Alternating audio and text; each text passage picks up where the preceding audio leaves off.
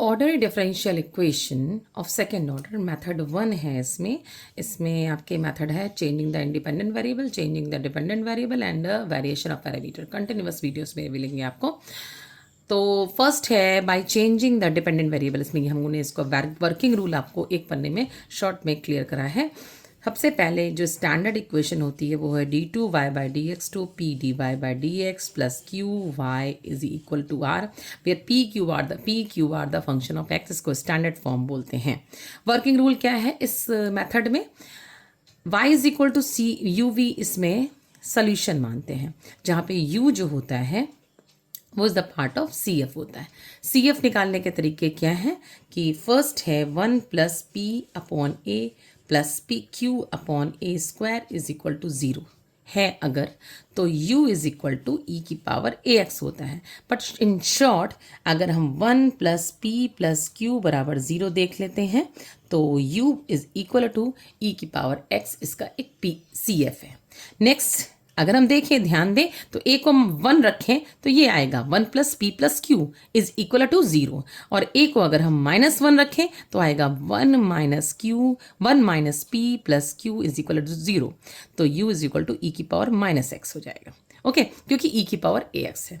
ये हमारा फर्स्ट हो गया। देन हम सी एफ और भी कैसे निकालते हैं? फॉर्मूला है m-1 p plus P m x plus Q x square is equal to 0 में u is equal to x की पावर m होता है।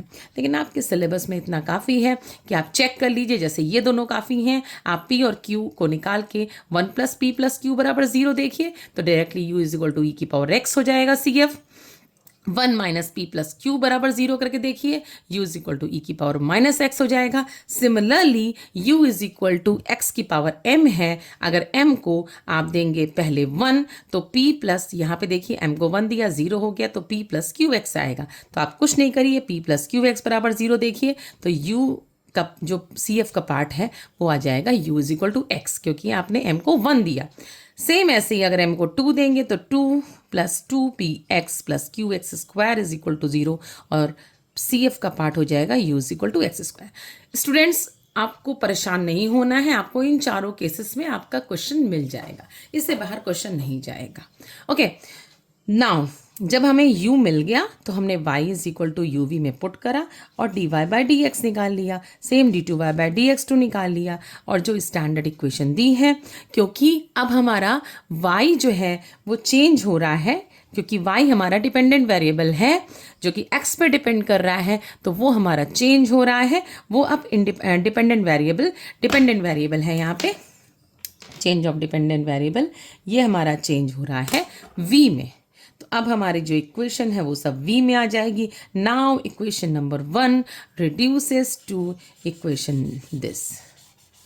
ओके, इस इक्वेशन में हमारी इक्वेशन चेंज हो गई।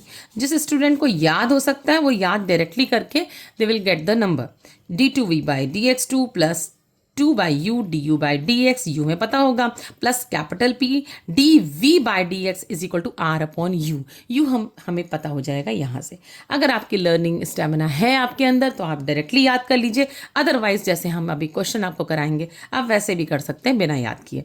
इस इक्वेशन में d v by d x देखिए है और d two v by d x two है और v गायब है, इसीलिए इस क्वेश्चन में यहाँ पे method of reduction of order क्यों बोला गया है? क्योंकि d v by d x को हमने p मान लिया, तो देखिए रिडक्शन हो गया ऑर्डर का, D P by d x हो गया और यहाँ पे p आ गया, एक ऑर्डर कम हो गया।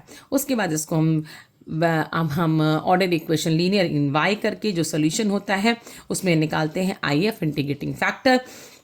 ये इसमें इक्वेशन अगर आपको याद हो तो d y by d x plus P y is equal to Q करके आई इंटीग्रेटिंग फैक्टर निकालते हैं, जो अभी हम आपको क्वेश्चन बताएंगे। इंटीग्रेटिंग फैक्टर निकल गया तो सोल्यूशन दिखते हैं। सोल्यूशन में p into I F is equal to integral of I F, और ये जो यहाँ पे लिखा होता है इसको q बोलते हैं, डी एक्स प्लस सी वन। इसको सॉल्व करेंगे, वी विल गेट p। जब p मिल गया तो हम v निकाल लेंगे इंटीग्रेट करके, और u और v मिलने के बाद में we will get y is equal to u v. Okay, तो नेक्स्ट वीडियो में हम इसी पे फटाफट स्क्रीनशॉट ले लीजिए, हम इसी वीडियो पे बेस आपको क्वेश्चन दिखाएंगे। Thank you, please share, like, subscribe for more video.